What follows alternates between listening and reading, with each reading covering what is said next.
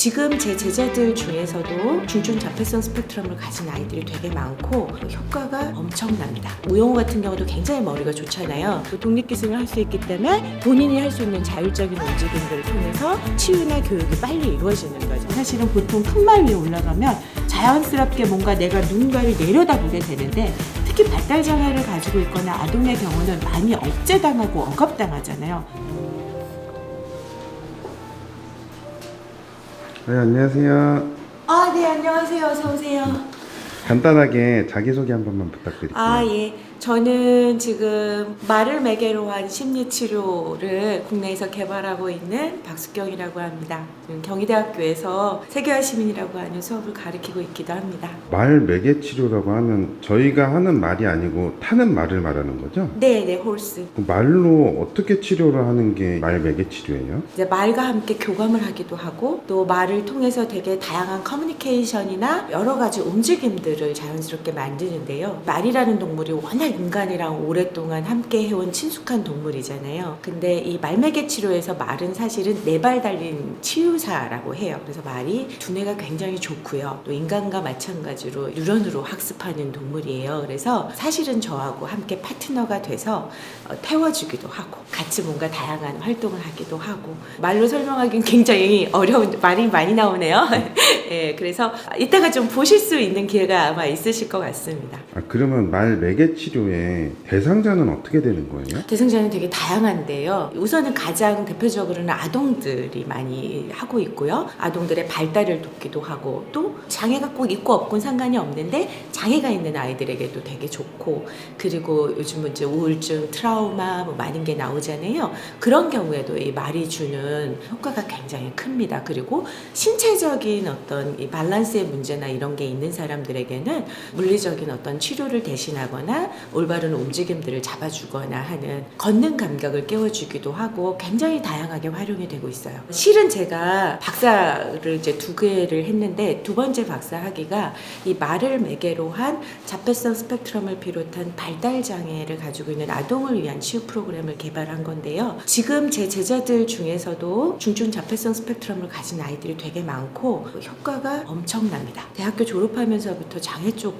다양한 활동을 하면서 한 30년 정도 연구자이기도 하고 지금은 이제 치료자이기도 하고, 그 중에 이제 가지고 있었던 하나의 질문이 자폐성 스펙트럼을 가지고 있는 사람들의 내면의 다양한 이야기들이 있어요. 우영우 같은 경우도 굉장히 머리가 좋잖아요. 근데 제 제자들 중에서도 이제 우영우를 뛰어넘는 천재들도 많이 있어요. 근데 우리 사회가 그거에 대한 이해가 되게 약하고 단적으로 말하면 무지하기까지도 합니다. 그래서 많은 사람들이 자신을 어떻게 밖으로 드러내는 언어적인 어려움, 사회성에서의 교감의 어려움, 이런 것들을 드러낼 기회를 아예 차단당하기 때문에 격리당하거나 단절되어 있는 경우도 되게 많아요. 차별받는 경우도 많고, 이 일을 제가 시작하게 된 가장 직접적인 동기는 사실 거기에 있어요. 그래서 스스로 자기를 드러내기 어려운 발달장애가 있는 사람들이 자신을 어떤 드러내기 위해서는 굉장히 구체적인 움직임을 통한 비언어적인 매개체가 필요한데, 그것이 사실은 제가 심리운동이라고 하는 움직임을 통한 치유 교육 방법을 배우게 된 이유이기도 하고, 제가 운이 좋게도 이제 저희 집안이 말과 가까워서 말을 오랫동안 접하고 있었어요. 그래서 말하고 움직임을 통한 이 매개 치료라는 게 심리 운동이거든요. 이것과 저의 어떤 장애에 대한 경험,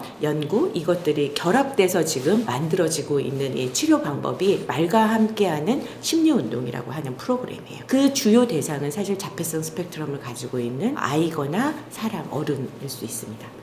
제가 우영우라는 드라마를 봤을 때 드라마로서의 연출이 가미돼서 천재성을 띠고 있나 생각을 했는데, 실제 자폐 스펙트럼을 앓고 있어도 천재성을 띠고 있는 분들이 많으신가 봐요. 매우 많고요. 저는 그 얘기를 우영우 이전에 당연히 알고 있었고 느끼고 있었고, 그리고 그것들을 사람들에게 말하려고 했는데 이게 되게 사람들이 받아들여지지가 않았어요. 근데 우영우를 통해서 그래도 사람들이 조금 이해가 높아진 것 같아서 다행스러운데, 우영우는 절대 드라마적 설정만은 아닙니다. 설명할 수 없는 천재성을 가지고 있는 사람들도 많습니다. 그게 왜 그러냐면 자폐성 스펙트럼은 신경 다양성이라고 불러요. 요즘에 이제 뇌과학이 많이 발달하고 있는데 뇌의 어느 영역에선가 뭔가 다른 이상이 이제 발생하게 되고 인간이 뇌의 포텐셜을 모두 다 쓰고 있지 않다는 거는 우리가 잘 알고 있는 사실이잖아요. 실제로 그러하고요. 그 중에 어떤 부분들이 소위 말하는 어려움으로 나타나는 반면 어떤 부분은 굉장한 강점으로 가 있는데 문제는 이게 되게 심한 경우일수록 사람들이 의사소통에 어려움을 가져요. 그러다 보니까 그가 느끼거나 알고 있는 것들을 사람들이 이해할 수 있는 방식으로 드러내고 소통하고 표현하는 것이 어렵기 때문에 사실은 어떻게 보면 미지의 영역으로 지금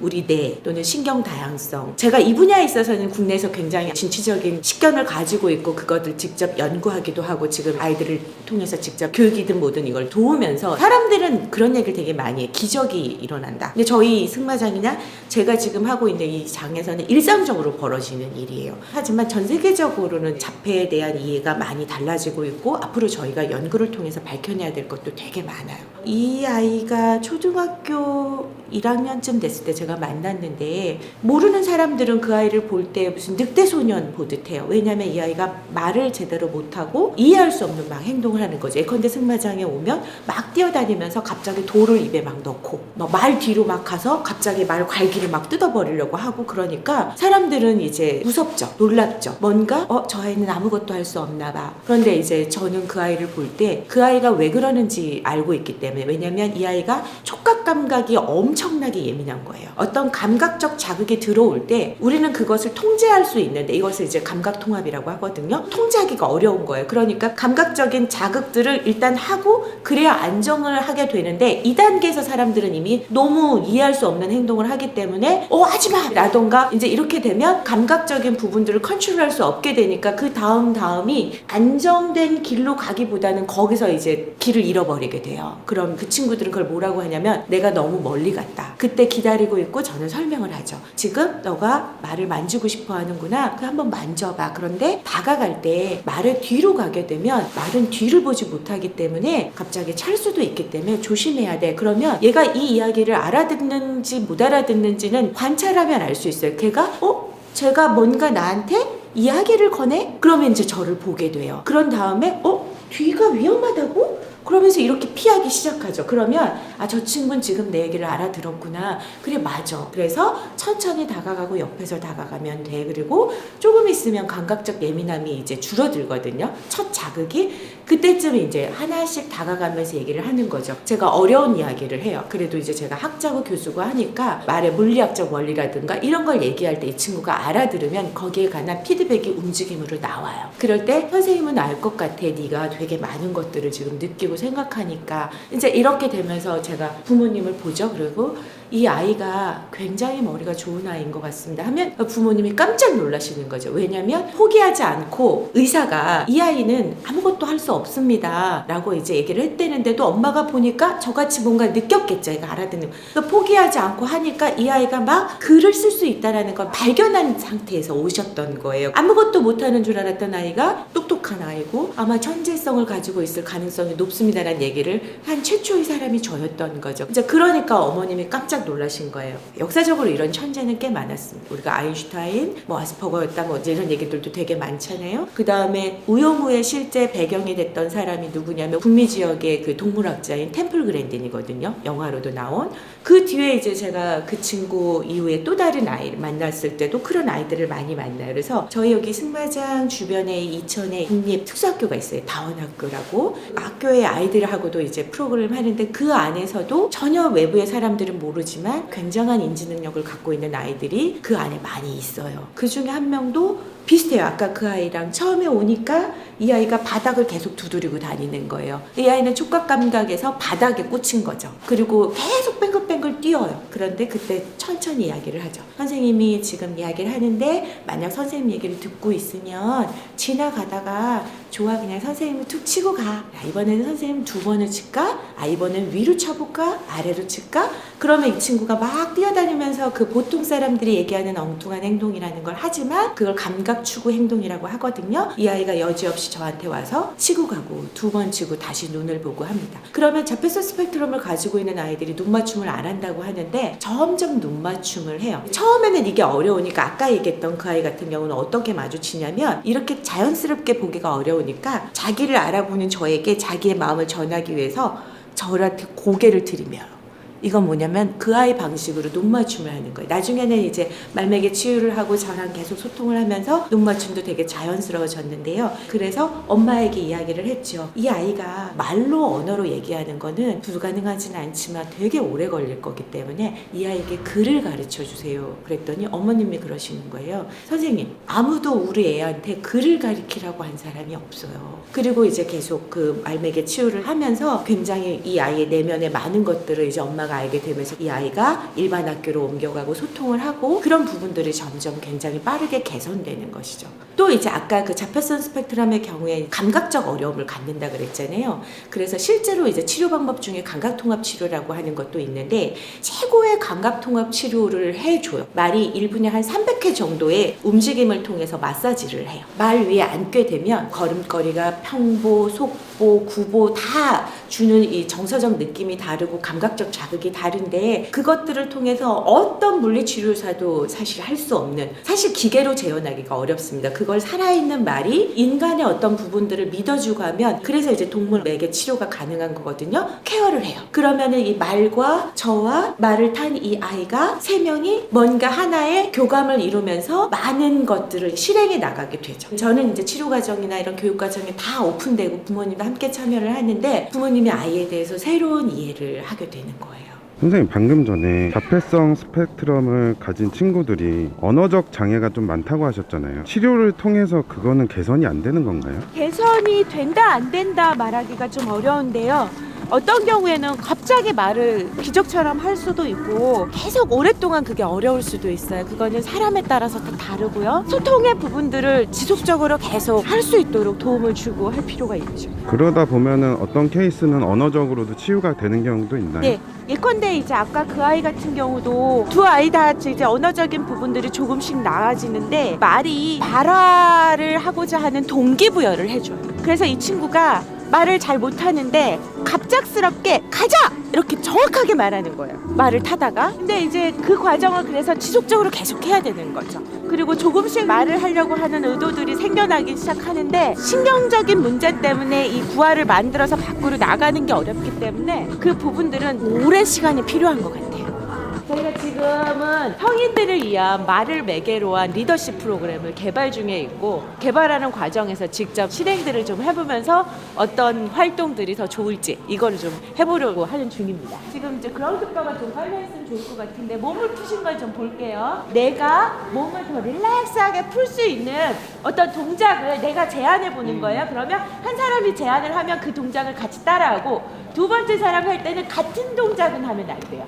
얘는 이제 헤라라고 합니다. 근데 헤라는 우리 승마장에서 최고령마예요. 말은 곱하기 3을 해야 인간의 나이로 환산이 되는데 27살에 3을 곱하면 81세나 돼요. 네, 그러나 아주 역동적이고 자존심이 세고 능력이 좋은 말이에요. 선생님, 그럼 말이 평균적으로 오래 살면은 몇 살까지 사는 거예요? 보통 이제 30 정도 하면 굉장히 오래 산 거예요. 제가 지금 27살이니까 지금 엄청 상태가 좋은 거예요. 선생님, 이 수업에 대해서 간단하게 설명 좀 부탁드릴게요. 성인들을 위한 말을 통한 리더십 프로그램을 지금 개발 중에 있어요. 방금 했던 작업은 각자 다양한 움직임을 제안하도록 하면서 사람들이 이제 말을 탔을 때 긴장하기 쉬운데, 긴장하기보다 무언가 내가 제안하게 되니까 더 자율적이고 주도적으로 만들게 되고, 다른 사람은 또 그 사람이 하는 행위를 따라하게 되기 때문에 집중력이 좋아져요. 그러면서 훨씬 지금 보시면 몸이 빨리 풀어지신다는 거 아실 거예요. 자, 이제 댄디가 리더가 되는 거예요. 네. 리더, 중간 리더, 팔로우 마지막.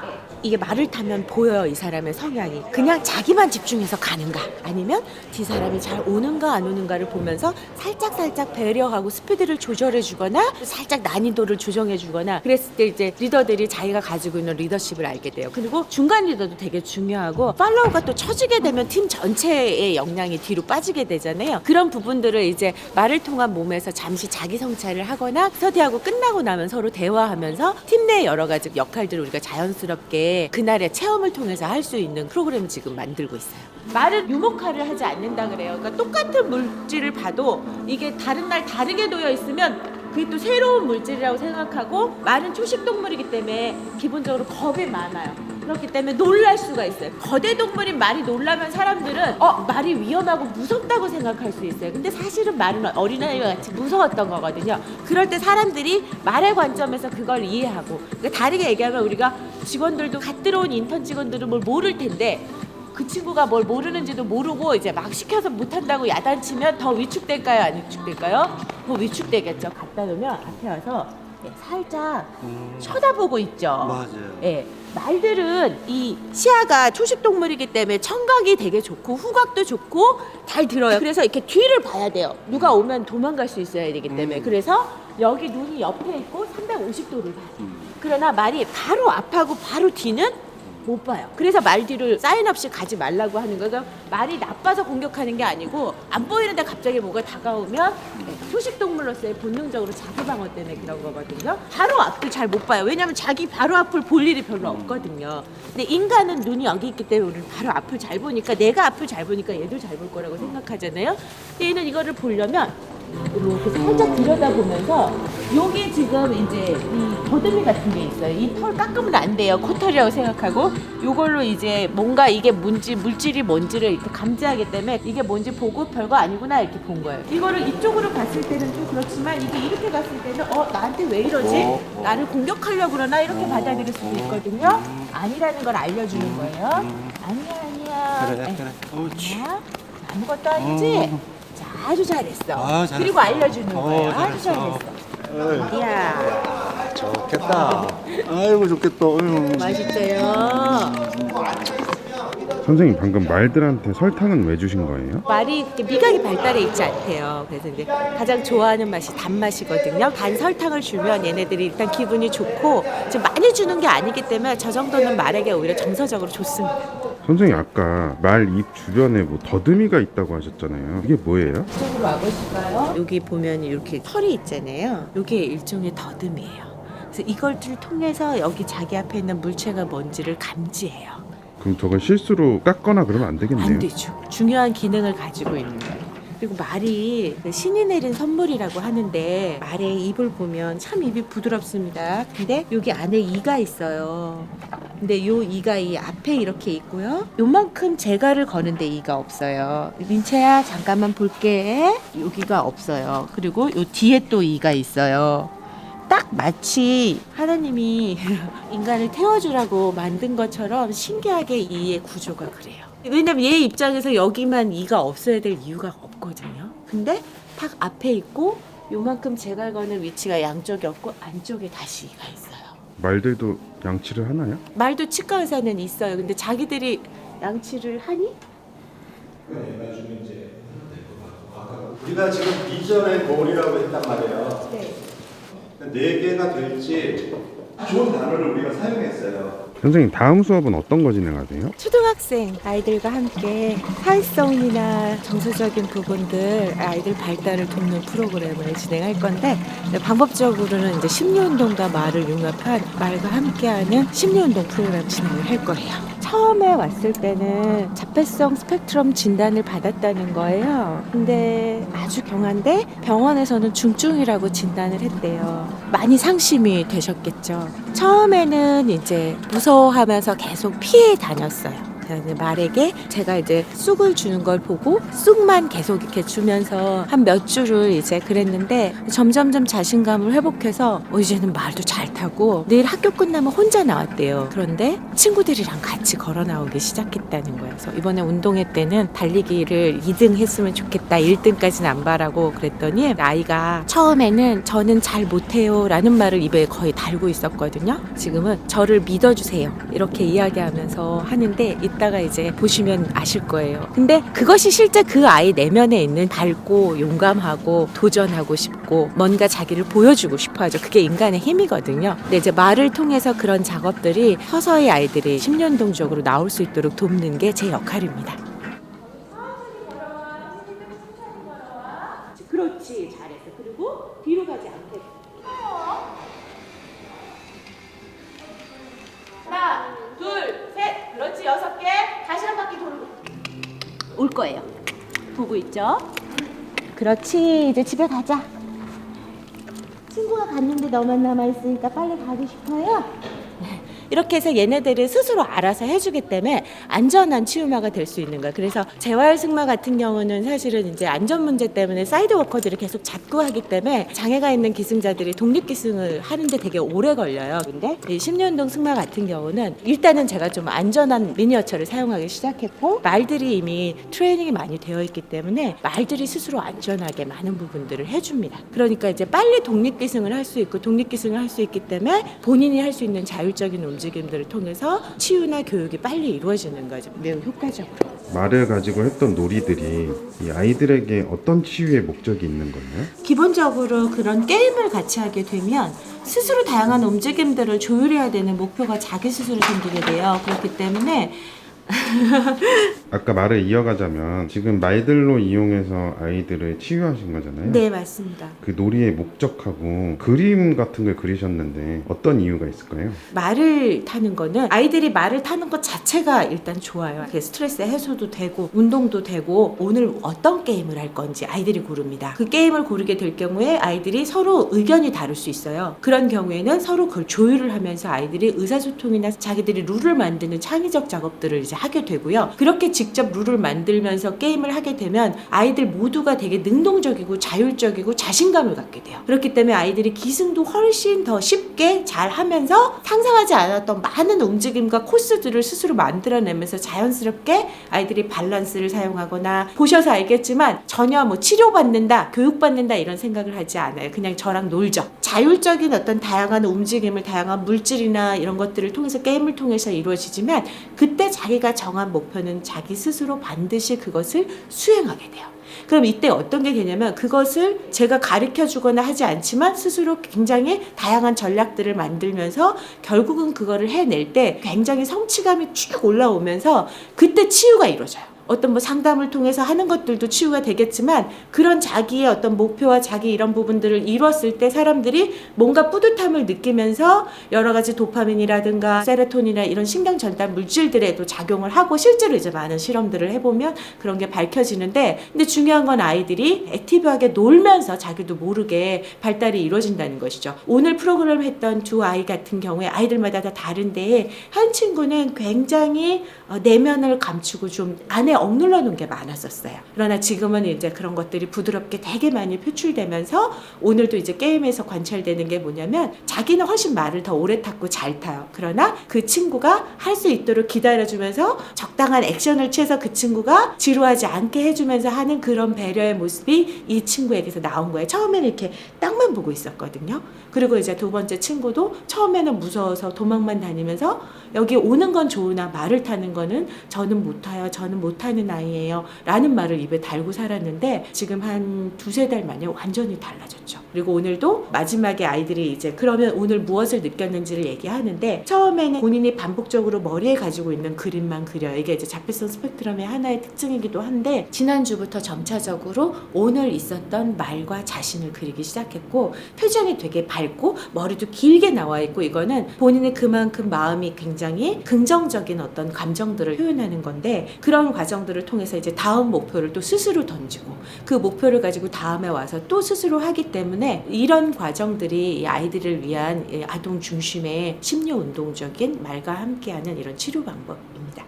요새 TV에 보면 좀 아이들 중에도 난폭성을 띠는 아이들이 있잖아요. 그런 아이들도 치유가 혹시 가능한가요? 그런 아이들의 경우도 가능하고, 뭐 우울한 경우도 가능한데, 실제로 아이들마다 다 겪고 있는 부분들이 다르고, 모두가 다 본인이 가지고 있는 성향도 다르고, 그리고 스트레스의 원인도 다르고, 또 중요한 건 뭐냐면, 인간은 사회적 동물이잖아요. 관계를 맺고 있기 때문에 아이의 문제는 아이만의 문제가 아니에요. 반드시 아이를 둘러싸고 있는 환경과 그 아이의 기질적인 부분과 어떤 사건들이 결합돼서 나타나는 거거든요. 그래서 이제 뭐는 되고 뭐는 안 된다라고 말할 수가 없고요. 저희 같은 경우는 이제 어떻게 그것을 진단하냐면, 우선은 관찰을 해요. 인간은 이제 움직임을 통해서 모든 것을 드러내게 되기 때문에, 우리가 보려고 하는 마음을 가지고, 그리고 전문적인 이해를 가지고, 그리고 이 사람이 관찰당한다라는 느낌 없이 자연스럽게 이 과정을 보게 되면 보면 이 사람이 두려움을 가지고 있는지, 아니면 어떤 자신감의 문제가 있는지, 굉장히 기분적으로 저조한지, 아니면 굉장히 하이퍼해가지고 지금 주의력이 집중되지 않고 산만한지, 또는 분노를 오랫동안 안에 누르고 있기 때문에 그것이 공격적으로 나오고 있는지,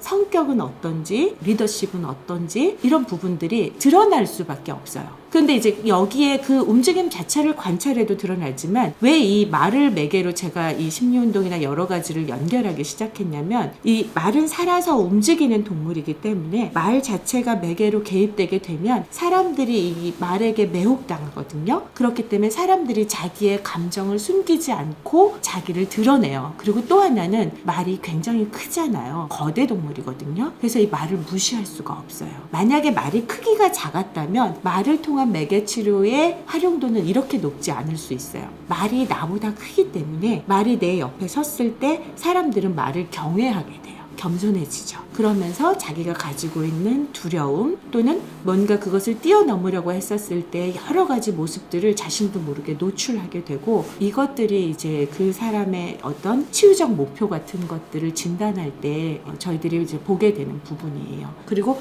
말 위에 올라가면, 오늘은 작은 말을 사용했지만 사실은 보통 큰 말 위에 올라가면 굉장히 내 높이가 높아져요.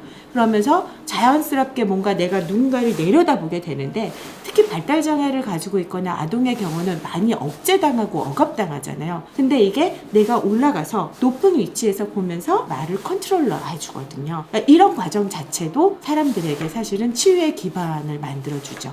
그리고 많은 경우에는 이 시간에 아이들이 칭찬을 받아요. 구체적인 칭찬. 근데 우리가 살다 보면 의외로 구체적인 칭찬보다는 아이들을 계속 가르치거나 규제를 하거나 나무라는 경우가 의외로 많아요. 그런데 이런 시간을 통해서 네가 어떤 걸 오늘 해냈고, 그걸 보니까 너무 멋있었고, 너를 보니까 되게 뿌듯했어, 뭐 이런 얘기들을 정말 자연스럽게 하거든요. 전혀 말을 처음에 못할 줄 알았던 애가 말을 타고 장애물을 하고 구보를 하고, 그러고 이제 어깨가 쫙 펴지고, 이런 모습들을 보면서 이런 이야기를 할 때 치유는 그런 데서 이루어지는 거라고 저는 생각합니다. 저도 아까 아이들이 축구 경기를 하는 거 봤을 때 점수 내기를 했잖아요. 근데 한 아이가 점수를 자기가 먼저 낼 수도 있는데 이걸 좀 양보해주는 느낌이 들더라고요. 네. 꼭 이기기보다 무승부를 만들려고 하는 노력이 네. 저도 좀 느껴지더라고요. 맞아요. 처음에는 그러지 않았어요. 난 더 잘 타니까 내가 더 막 하고 그러려다가 점점 그런 과정의 놀이를 통해서 아이들이 사실은 배려하고, 그거는 진다기보다 사실은 내가 더 커지는 거잖아요. 내가 누군가를 기다려주고 지지해주고, 그랬을 때 이제 그런 것들이 가지고 있는 의미가 무엇인지를 서로 이야기해주면서 아이들이 같이 자긍심을 통해서 성장하고 치유하는 것 같아요. 선생님 지금은 어떤 거 준비하시는 거예요? 지금 말을 타기 전에 말이 자기 몸을 먼저 풀 수 있도록 도와주고, 우리 샤인 같은 경우는 빠른 말이에요. 빠른 말들을 회원님들이 타시거나 치유말을 쓸 때 어려울 수 있기 때문에 그 말을 자율적이고 좀 컴다운 되는 그런 말로 만드는 작업입니다. 원래 우리 샤이는 너무 빨랐었어요. 그래서 조금 사람들이 빠르니까 무서워했던 말이었거든요. 근데 지금은 굉장히 많이 컴다운 됐어요. 선생님 제가 지금 이렇게 뺑뺑 돌면서 촬영을 하니까 네. 엄청 어지러운데 선생님 괜찮으세요? 아, 익숙해져요. 저 멀미할 것 같은데요. 조금만 참으세요.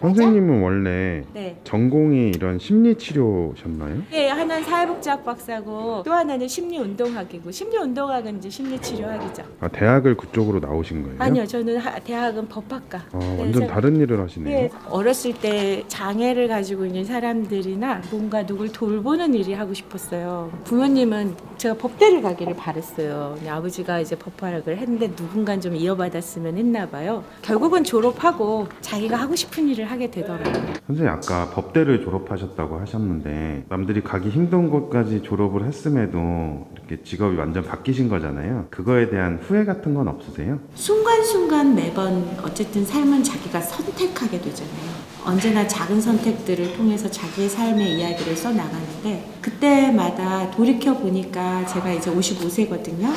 좋은 선택을 그때 잘 하고 왔구나라고 생각이 돼요. 근데 굳이 얘기하면 제가 대학교 때 공부를 너무 안 해가지고 그거는 조금 후회가 돼요. 왜 그렇게 공부를 안 했나. 그런데 제가 이제 중학교, 고등학교 어느 정도 공부도 곧잘 했고 모범생 소리도 들었던 사람이라 이제 돌이켜 보면 노는 경험도 경험이더라고요. 요즘에 애들이 그 아싸 얘기하잖아요. 아웃사이더의 심정이 이렇겠구나라는 거를 20대 그때 잠깐 느꼈었는데 그 뒤로는 이제 늘 저에게 주어진 과제를 열심히 했죠.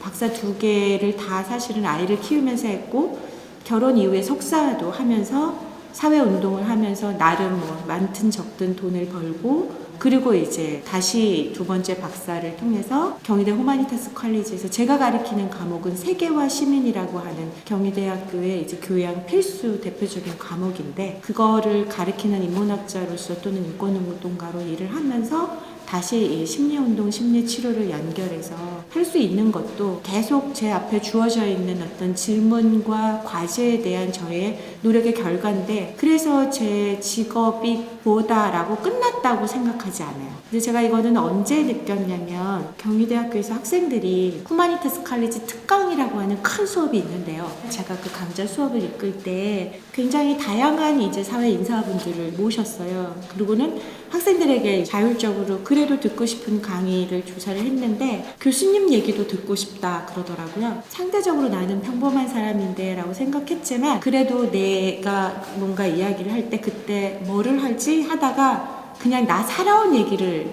하자. 그래서 제가 나의 이야기라고 하는 거를 이제 처음으로 정리를 해봤어요. 그게 2017년 정도 되는데 그때 제가 비로소 느꼈어요. 어린 시절로부터 하나의 질문을 던졌고 그 질문이 저는 좀 장애를 가지고 있거나 힘들게 사는 사람을 돕고 싶다라는 거였는데 결국은 법학을 선택했지만 어떻게 보면 부모님의 뜻에 기대에는 미치지 못했고 그래서 사법고시를 하지 않고 그때 당시만 해도 저는 약간 허무감이 강했던 사람이었거든요. 그냥 어차피 살다 죽을 건데 죽을 바에는 이 일을 하자. 이러면 누군가에는 도움이 되는 일이니까 하면서 그 일을 하다가 다음 과제가 오고 하다 보니까 어느 순간에 제가 여기까지 왔더라고요. 그래서 처음에 저희 가족들은 실망했어요. 왜냐면 그나마 공부를 좀 했고 그나마 말을 좀 듣고 제가 이대 법대를 나왔거든요. 결국은 제가 장애 쪽 이 일을 이제 선택하게 됐을 때 저희 가족들이 한 10여 년 이상 저를 직업으로 인정하지 않았어요.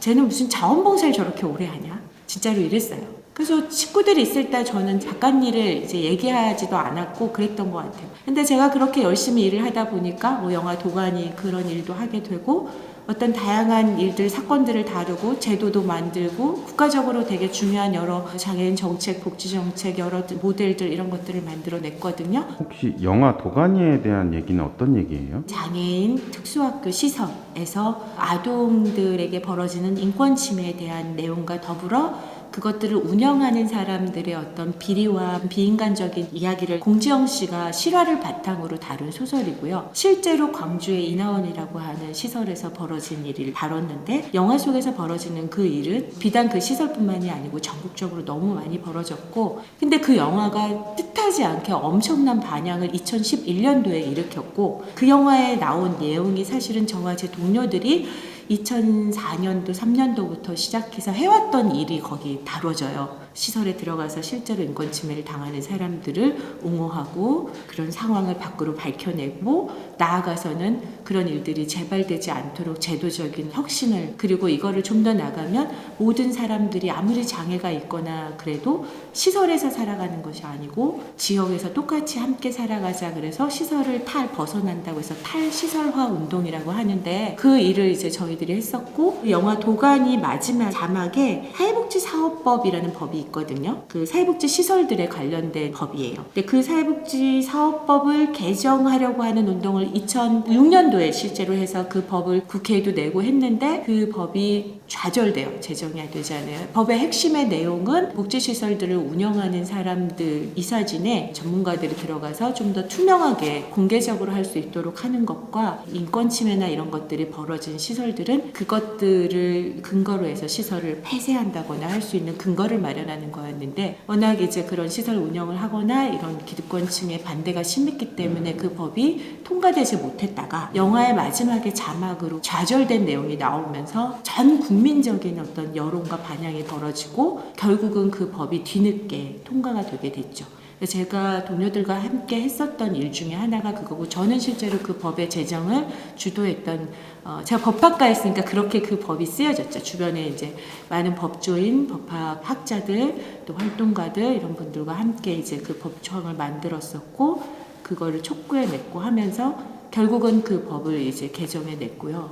그런 이제 많은 일들을 하다 보니까 어느 날 이제 언론을 통해서 제가 나오기 시작해요. 그때 이제 가족들이 처음으로 이제 저를 자원봉사를 하는 줄 알았는데 제가 뭔 일을 하나 봐 이렇게 바라보시더라고요. 라디오에도 제가 나오는 프로그램도 있었고 가끔은 뉴스 생방송에도 나가고, 형제복지원 같은 경우도 워낙 큰 사회적 사건화가 됐고, 그것도 저희 동료들과 함께 그 문제를 제기하기 시작한 주최 측이고, 계속 그걸 하다 보니까 유엔에 가서 전 세계의 다양한 대표자들이 있는데 한국의 이 시설의 문제나 유엔이 국제기구가 어떻게 해야 되는지를 발표할 기회가 있었어요. 유엔은 어떻게 가시게 된 거예요? 2014년도쯤에 장애인 권리 협약, 영어로는 CRPD라고 하는데 그 위원회가 있습니다. 유엔 안에는 각각의 인권 규약과 관련된 이제 전문 위원회들이 있는데, 그 위원들은 그때그때 어떤 아젠다들을 정하느라고 각국 대표들이 모여서 회의를 하고, 그때는 이제 각국의 전문가들이 초청이 돼요. 근데 그때 이제 제가 초청이 됐는데, 그 저는 제가 영어를 못합니다. 그래서 제가 영어를 못하니까 못 갑니다. 제가 영어를 잘하는 분으로 해서 보내드리겠다 그랬더니, 우리나라 분이시면서 18인 대표 중에 이제 한 분이신 위원님께서 영어 잘하는 사람은 많다. 근데 진짜 내용을 알고 있는 사람이 와야 된다. 그분 이제 저를 닥터박이라고 부르거든요. 닥터박이 꼭 와라. 그분 제가 이제 하는 활동의 과정들을 지켜봐 오신 분이에요. 그래도 영어를 못하니까 자신이 없었는데, 제가 보니까 어쩌면 내가 시설 안에 계신 그분들과 같은 두려움을 겪고 있겠다는 생각이 그때 이렇게 인사이트가 탁 왔어요. 그래서 나도 용기를 내자. 그래서 영어도 잘 못하고 좀 외국에 대한 두려움도 있었지만 알겠습니다 하고, 그리고 이제 제가 원고를 썼어요. 그래서 그걸 영어로 번역을 해서 그거를 이제 열심히 읽기 연습을 해가지고 세계 대표들 앞에 나가서 또박또박 읽었는데 나중에 잘하셨다고 하시더라고요. 선생님, 오늘 저랑 이렇게 하루 종일 함께 하셨는데 소감 한 말씀만 부탁드리겠습니다. 이 일이 어쩌면 알려질 수 있지 않을까? 그런 기대감, 기쁨도 많았고, 추운데 저렇게 묵묵히 카메라를 들고 다니시는 게 나름 고된 작업이실 것 같다. 저분은 어떤 생각을 하고 저 카메라를 들고 있을까? 전 사실 그것도 되게 궁금했어요. 선생님, 마지막으로 저희 수상한 직업 구독자분들께 한 말씀만 해주세요. 수상한 직업이 제목이 사실 좀 수상하더라고요. 그래서 한번 딱 듣고 일단 잊혀지지 않았어요. 근데 어떤 사람이 어떤 일들을 하는 그 일상을 우리가 엿보기가 참 어려운데, 오늘 저도 이제 하루 종일 이렇게 따라다니시면서 이것들을 이렇게 보여주시잖아요. 근데 그러나 그것이 되게 의미가 큰 것 같아요. 저는 이렇게 살아왔고 이런 일을 하지만 또 다른 사람은 어떤 생각을 하고 어떤 일상을 경험하고 어떤 일들을 하고 있는가, 사실 그게 되게 무척 궁금하고, 그걸 통해서 우리가 세상을 살아가는 많은 아이디어와 이런 것들을 얻을 수 있을 것 같은데, 그런 것들을 자연스럽게 마치 이렇게 엿보는 것처럼, 내가 같이 걸어가는 것처럼 볼 수 있게 해주셔서 전 참 좋은 유튜브의 좋은 프로그램이고 유튜브의 강점이라고 생각이 되고요. 저는 굉장히 학생들이랑 대화를 많이 하는 그런 선생님인데, 그때마다 제가 되게 안타깝게 느끼는 것이 지금의 우리 학생들이 저희 세대의 잘못인 것 같아요.